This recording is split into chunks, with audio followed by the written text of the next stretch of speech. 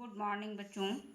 आज हम लोग इस वीडियो में कक्षा 4 हमारा परिवेश में पाठ 15 हमारा देश इसमें इस लेसन को पहले सुनेंगे। इसके बाद हम इनके अभ्यास प्रश्न इसी वीडियो में देखेंगे।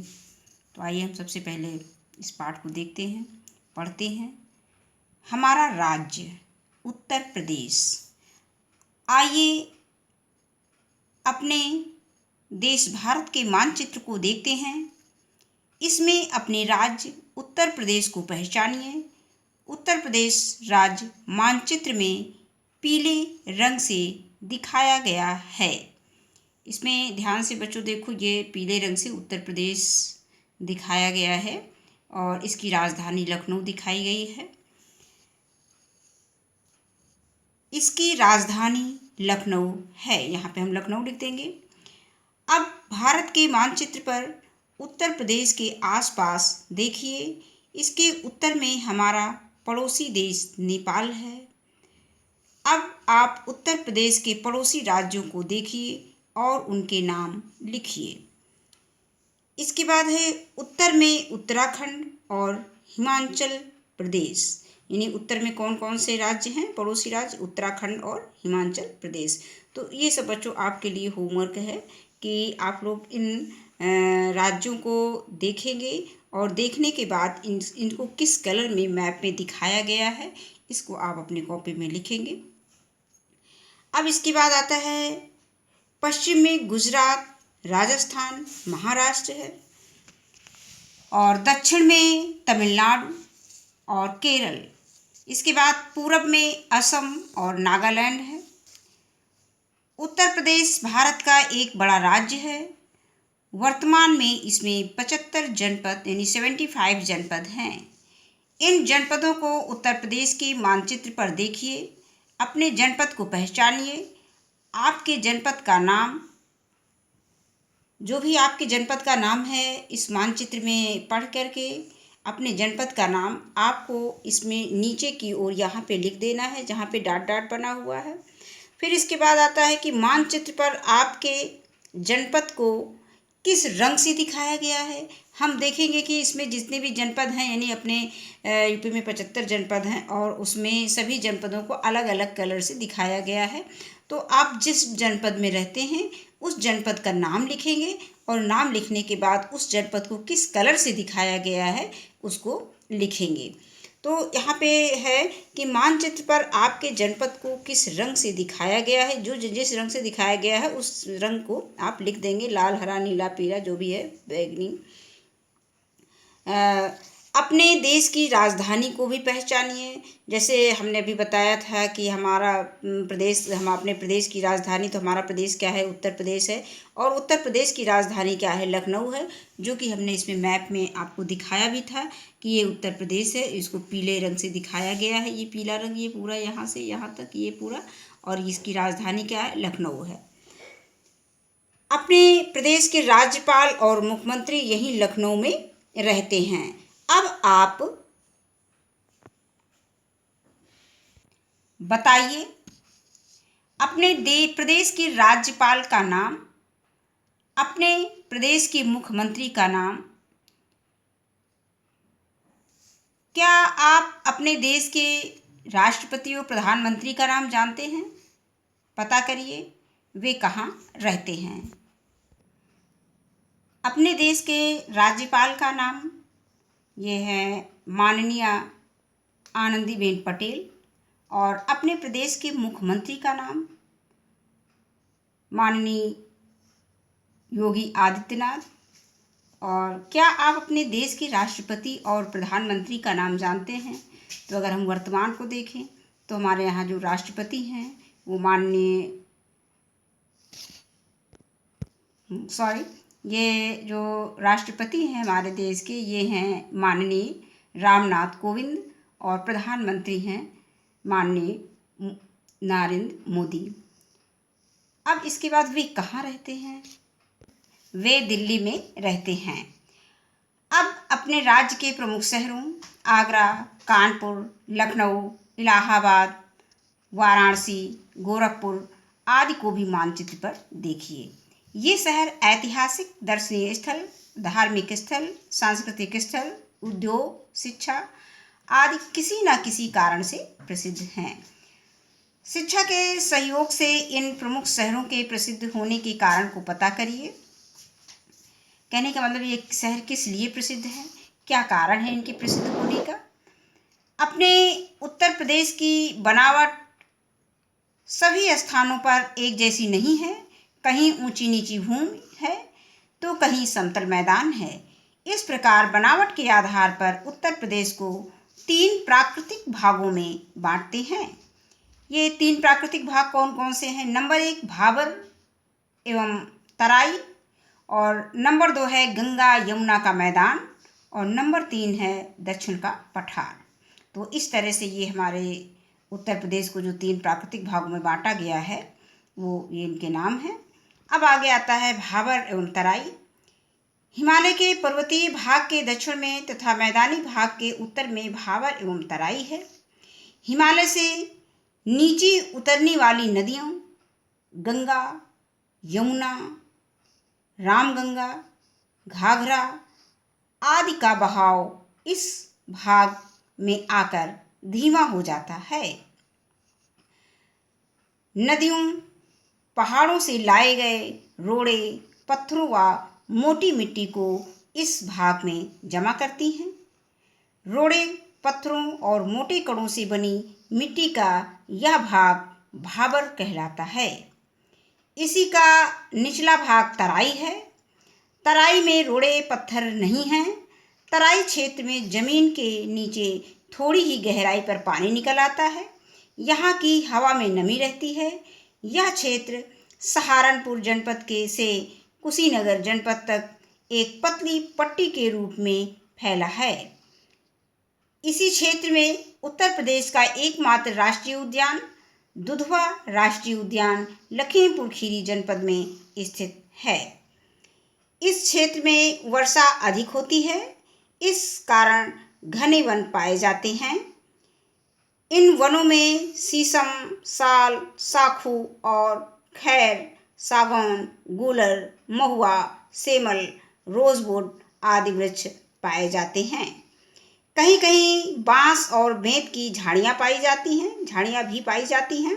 इन जंगलों में ऊंची ऊंची घास उगती है। यहाँ हाथी, बाघ, तेंदुआ, हिरन, नीलगाय, जंगली सुअर आदि जानवर पाए जाते हैं। इसके बाद आता है गंगा यमुना का मैदान। भाबर और तराई के दक्षिण में उत्तर प्रदेश का मैदानी भाग है। दूर तक फैला यह समतल मैदान नदियों द्वारा लाई गई जलोढ़ मिट्टी से बना है। यह क्षेत्र बहुत उपजाऊ है। इसका ढाल उत्तर पश्चिम से दक्षिण पूर्व की ओर है। कृषि के अधिक विस्तार के कारण इस क्षेत्र में बहुत कम वन पाए जाते हैं। यहाँ पर मुख्य रूप से नीम, पीपल, आम, बरगद, जामुन, पलाश, बबूल, तेंदू आदि वृक्ष पाए जाते हैं। शीत ऋतु के समाप्त होते होते यहाँ के वृक्षों की पत्तियाँ गिर जाती हैं, इसीलिए इन वनों को पतझड़ वन कहते हैं। यहाँ के वनों में भेड़िए, तेंदुए, जंगली सुअर आदि जानवर पाए जाते हैं। इसके बाद नंबर 3 यानी तीसरा आता है दक्षिण का पठार। जमीन से ऊंचे उठे चौरस क्षेत्र को पठार कहते हैं। गंगा यमुना के मैदान के दक्षिण में हमारे प्रदेश का पठारी भाग स्थित है। इस भाग में जगह जगह छोटी छोटी पथरीली पहाड़ियाँ हैं। यह क्षेत्र बहुत उबड़ खाबड़ है। इनके बीच में कहीं कहीं समतल मैदान भी हैं। यहाँ अधिक गर्मी पड़ती है। वर्षा की कमी के कारण यहाँ प्रायः सूखा पड़ता है। यह भारत के पठारी भाग का उत्तरी विस्तार है। यह ललितपुर, झांसी, जालौन, हमीरपुर, बांदा, चित्रकूट, इलाहाबाद, कुछ भाग मिर्जापुर, चंदौली, कुछ भाग एवं सोनभद्र जनपदों में फैला हुआ है। अब इसमें ये हम देख लेते हैं जो हमारे उत्तर प्रदेश को 3 प्राकृतिक भागों में बांटा गया है, तो उसको ये मैप में दिखाया गया है। तो ये देखिए ऊपर दिखाया गया है भाबर एवं तराई, ये क्षेत्र है, ये उत्तर में है। इसके बाद ये हमारा आता है गंगा यमुना का मैदान है, और ये तीसरा है दक्षिण का पठारी भाग। वर्षा की कमी के कारण इस क्षेत्र में कम ऊंचाई वाले वृक्ष पाए जाते हैं। इन वृक्षों के बीच बीच में कटीली झाड़ियां और मोटी घासों के क्षेत्र पाए जाते हैं। यहाँ के प्रमुख वृक्ष तेंदू, बबूल, सेहुर, खैर, खेजरा आदि हैं। आपका शहर गांव किस प्राकृतिक भाग में स्थित है? तो ये बच्चों मैप में आप देखेंगे और उसको पहचान करके इसमें लिखेंगे। आपके घर के आसपास कौन कौन से वृक्ष हैं? जो भी पेड़ आपके आसपास पाए जाते हैं उनके नाम इसमें लिख देने हैं। हमारे प्रदेश के मैदानी भाग के निर्माण में यहाँ बहने वाली नदियों का विशेष योगदान है। हिमालय पर्वत और दक्षिण के पठार से निकलकर बहने वाली नदियाँ इस मैदान में अत्यंत उपजाऊ जलोढ़ मिट्टी लाती हैं। उत्तर प्रदेश में बहने वाली नदियों गंगा, यमुना, चंबल, गोमती, घाघरा, बेतवा, राप्ती, रामगंगा, टोंस, सोन, शारदा, काली, केन आदि को मानचित्र पर देखिए और बताइए। अब इसके बाद इसमें उत्तर की ओर से बहकर आने वाली नदियों में हमने गंगा लिख दिया है, घाघरा लिख दिया है, जिसको सरयू नदी भी बोलते हैं। अयोध्या में आकर के इसको सरयू नदी बोला जाता है। और इसके बाद आगे आता है कि दक्षिण की ओर से बहकर आने वाली नदियाँ चंबल है, बेतवा है, सोन है। और आपके शहर गांव के आसपास कौन सी नदी बहती है? तो बच्चों जो भी नदी बहती हो वहाँ इस पे यहाँ पे लिख सकते हैं, आपके गांव के आसपास जो भी नदी हो। इसके बाद आता है कि नदियों के मिलने के स्थान को हम क्या कहते हैं? संगम कहते हैं। जैसे इलाहाबाद में यमुना नदी है, गंगा नदी में मिलती है, यानी इलाहाबाद में जो है यमुना नदी गंगा नदी में मिलती है। इस संगम स्थल पर विश्व प्रसिद्ध कुंभ मेला लगता है। अब आता है यातायात के साधन। एक जगह से दूसरी जगह जाने के लिए अथवा सामान ढोने के लिए जिन साधनों का प्रयोग करते हैं उन्हें यातायात के साधन कहते हैं। जैसे साइकिल, मोटरसाइकिल, बस, ट्रक, ट्रैक्टर, रेलगाड़ी, स्टीमर, नाव, वायुयान, हेलीकॉप्टर आदि यातायात के साधन हैं। आपने देखा होगा कि यातायात के साधनों में कुछ सड़क पर चलते हैं, कुछ लोहे की पटरी पर चलते हैं, कुछ पानी पर तैरते हैं, तो कुछ हवा में उड़ते हैं। हवा, पानी और जमीन पर चलने वाले 3 यातायात के साधनों के नाम बताइए। तो इसमें पहला आता है जमीन पर चलने वाले। तो जमीन पर चलने वाले जैसे बस हो गया, ट्रक हो गया, कार हो गया, मोटरसाइकिल हो गया, इस तरह से हम इसको लिख सकते हैं। साइकिल हो गया, ट्रैक्टर हो गया। और इसके बाद पानी पर तैरने वाले। अब पानी पर तैरने वाला जैसे नाव है, स्टीमर है, जहाज है।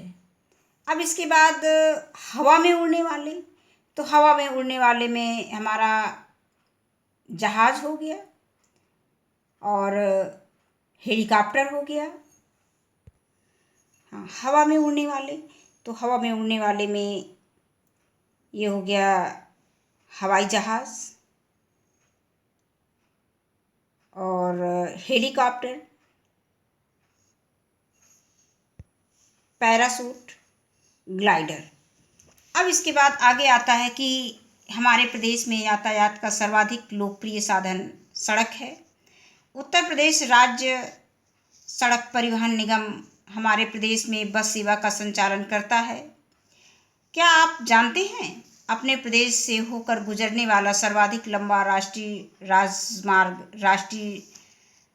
राजमार्ग NH संख्या 2 है। यह कोलकाता से दिल्ली तक जाता है।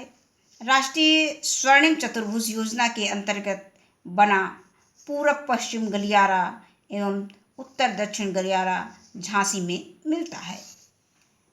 अब इसके बाद आता है कि उत्तर प्रदेश के मानचित्र में झांसी को पहचानिए, यह किस रंग से रंगा है। अभी हम देखते हैं कि ये उत्तर प्रदेश का नक्शा दिखाया गया है और इसमें हम ध्यान से देखें तो ये झांसी दिखाया गया है और झांसी हरे रंग से दिखाया गया है उत्तर प्रदेश के मानचित्र में, जो कि आपकी पुस्तक में बना हुआ है। तो झांसी जो है मानचित्र में किस रंग से रंगा हुआ है? ये हरा रंग से रंगा हुआ है। आपने रेलगाड़ी देखी होगी। कई लोगों ने तो रेलगाड़ी से यात्रा भी की होगी। हमारे देश में रेल मार्गों की सर्वाधिक लंबाई उत्तर प्रदेश में है। उत्तर प्रदेश में पहली रेलगाड़ी सन 1859 में इलाहाबाद से कानपुर के मध्य में चली थी। आपने फिल्म या टीवी पर हवाई जहाज़ देखा होगा। कई लोगों ने इसे हवा में उड़ते हुए या सामने से भी देखा होगा। यहाँ से हवाई जहाज़ उड़ते या उतरते हैं जहाँ से हवाई जहाज़ उड़ते या उतरते हैं उसे हवाई अड्डा यानी एयरपोर्ट इंग्लिश में कहते हैं। हमारे प्रदेश के कुछ प्रमुख हवाई अड्डा निम्नलिखित हैं। ये लाल बहादुर शास्त्री हवाई अड्डा, ये बाबतपुर वाराणसी में है। चौधरी चरण सिंह हवाई अड्डा, ये अमौसी लखनऊ में है। चकेरी हवाई अड्डा, ये कानपुर में है। पंडित दीनदयाल उपाध्याय हवाई अड्डा, ये आगरा में है। और बमरौली हवाई अड्डा, ये इलाहाबाद में है। उत्तर प्रदेश में अनेक बारहमासी नदियां हैं। इनमें जल परिवहन के विकास की संभावनाएं हैं, परंतु हमारे देश में अभी जल परिवहन का कम विकास हुआ है। जानते हो, अपने प्रदेश से होकर जाने वाला भारत का एकमात्र राष्ट्रीय जल मार्ग इलाहाबाद से हल्दिया तक जाता है। इसे राष्ट्रीय जल मार्ग संख्या 1 यानी नेशनल वाटरवे कहते हैं। इसे भी जाने। उत्तर प्रदेश का सबसे विस्तृत जनपद लखीमपुर खीरी है तथा सर्वाधिक जनसंख्या इलाहाबाद जनपद में निवास करती है। अब इसके बाद हम इसके अभ्यास पे आ जाएंगे। रिक्त स्थानों की पूर्ति कीजिए।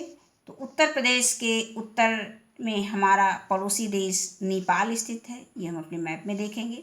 इसके बाद है उत्तर प्रदेश में ... जनपद है। तो उत्तर प्रदेश में कितने जनपद हैं, ये हमने अभी पाठ में पढ़ा है कि 75 जनपद है, तो इसमें हम 75 लिख देंगे। उत्तर प्रदेश के मैदानी भाग में अत्यंत उपजाऊ ... मिट्टी पाई जाती है।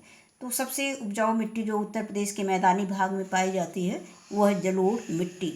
इसके बाद घ है उत्तर प्रदेश से होकर जाने वाला सबसे लंबा राष्ट्रीय राजमार्ग ... है। तो सबसे लंबा राष्ट्रीय राजमार्ग 2 है, ये है। इसके बाद जो NH2 लिखा रहता है। अब इसके बाद आता है कि मिलान कीजिए। अभी हम लोगों ने हवाई अड्डे के विषय में पढ़ा था कि कौन सा हवाई अड्डा कहाँ पर है। अब ये आ गया है प्रश्न अभ्यास में। अब हमें इसमें मिलान करना है कि कौन सा हवाई अड्डा कहाँ पर है। तो हमने अगर पाठ में देखा था, इसको याद होगा, या इसको आप लोग इसको वीडियो बच्चों को पढ़ सुन लेना एक बार फिर से और ध्यान देना कि कौन सा हवाई अड्डा कहाँ है। तो इसके बाद है लाल बहादुर शास्त्री हवाई अड्डा। ये लाल बहादुर शास्त्री हवाई अड्डा ये हमारा वाराणसी में है, तो इसको हम लाल बहादुर शास्त्री हवाई अड्डे को वाराणसी से मिला देंगे। इसके बाद है चकेरी हवाई अड्डा। तो चकेरी हवाई अड्डा कहाँ पर है? चकेरी हवाई अड्डा कानपुर में है, तो चकेरी हवाई अड्डा को हम कानपुर से मैच करा देंगे। इसके बाद आता है कि चौधरी चरण सिंह हवाई अड्डा। तो चौधरी चरण सिंह हवाई अड्डा ये जो है लखनऊ में है। इसके बाद आता है अंतिम बमरौली हवाई अड्डा, ये इलाहाबाद में स्थित है, तो हम इसको इससे मैच करा देंगे। तो ये हो गया। अब इसके बाद आता है कि सही कथन के सामने सही और गलत कथन के सामने गलत का निशान लगाइए। तो भाबर और तराई के पूरब उत्तर प्रदेश का मैदानी भाग है, तो ये गलत है। उत्तर प्रदेश के मैदानी भागों में विस्तृत घने वन पाए जाते हैं। ये उत्तर प्रदेश के मैदानी भागों में विस्तृत घने वन पाए जाते हैं। तो इसमें जो है ये गलत है, क्योंकि इसमें कृषि क्षेत्र अधिक पाया जाता है। जो उत्तर प्रदेश के मैदानी भाग है इसमें कृषि क्षेत्र अधिक है, तो जिससे घने वन नहीं पाए जाते हैं। तो ये कथन हमारा गलत है। इसके बाद आता है कि भारत में रेल मार्गों की सर्वाधिक लंबाई उत्तर प्रदेश में है, तो ये सही है, इसमें सही टिक कर देंगे। राष्ट्रीय जल मार्ग संख्या 1 उत्तर प्रदेश से होकर जाता है, ये सही है, इसमें सही लगा देंगे, सही का निशान लगा देंगे। अब हम इसको एक बार, अब इसके बाद आता है अब प्रश्न उत्तर, यानी कि प्रश्नों के उत्तर लिखना है। तो इसे अपने कॉपी में लिख लिया है। तो इन प्रश्नों को जो हमने इसमें रिक्त स्थानों की पूर्ति किया है, तो इसको एक बार हम लोग इस वीडियो में देख लेते हैं।